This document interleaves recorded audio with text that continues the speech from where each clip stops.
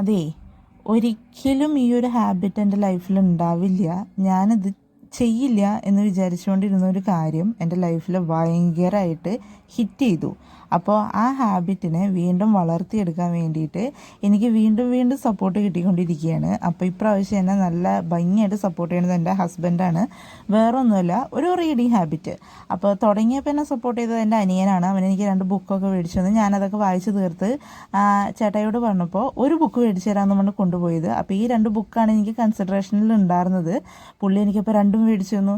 അപ്പോൾ ഞാൻ ശരിക്കും വണ്ടറടിച്ച് പോയിട്ടാ. പിന്നെ നമ്മൾ തൃശ്ശൂരാണ് പോയത്, മിനർവ ബുക്സ് എന്ന് പറഞ്ഞിട്ട്.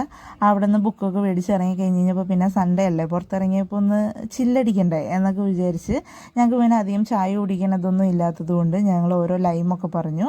പിന്നെ അവന് പപ്സും അങ്ങനെ കുറച്ച് ചെറിയൊരു സ്നാക്കും കാര്യങ്ങളൊക്കെ കഴിച്ച് ഞങ്ങൾ അവിടെ നിന്ന് കഴിച്ച് ഇറങ്ങി. അപ്പോൾ നമുക്ക് ഒരു 2 കേക്കിന് ഓർഡർ കിട്ടിയിട്ടുണ്ട്. അപ്പോൾ അതിൻ്റെ കുറച്ച് സാധനങ്ങളും കാര്യങ്ങളൊക്കെ മേടിക്കാൻ വേണ്ടിയിട്ട് നമ്മൾ നേരത്തെ പട്ടിക്കാട് ലാലീസിലേക്ക് ആട്ടോ വന്നേക്കണത്. അവിടെ വന്നത് നമുക്ക് ആവശ്യമുള്ള കുറച്ച് സാധനങ്ങളും കാര്യങ്ങളൊക്കെ മേടിച്ചു. വേറെ ഒന്നുമല്ല, എല്ലാം ഉണ്ട് വീട്ടിൽ. പിന്നെ ക്രീമും കാര്യങ്ങളൊക്കെ വേണമല്ലോ, അതൊക്കെ മേടിച്ചു. പിന്നെ എന്താ പറയുക, കുറച്ച് മുന്തിരി അങ്ങനെ കുറച്ച് ഫ്രൂട്ട്സ് കാര്യങ്ങളൊക്കെ മേടിക്കാൻ വേണ്ടിയിട്ട് വേറൊരു കടയിൽ പോയി ഫ്രൂട്ട്സൊക്കെ മേടിച്ചു. അപ്പോഴേക്കും ഏകദേശം 7 മണിയൊക്കെ ആയിട്ടാണ്. അങ്ങനെ ഞങ്ങളിത് എല്ലാം കഴിഞ്ഞ് ലാലാപടി വീട്ടിലെത്തി. അപ്പോൾ ഇനി ബുക്കൊക്കെ വായിക്കണം വേഗം.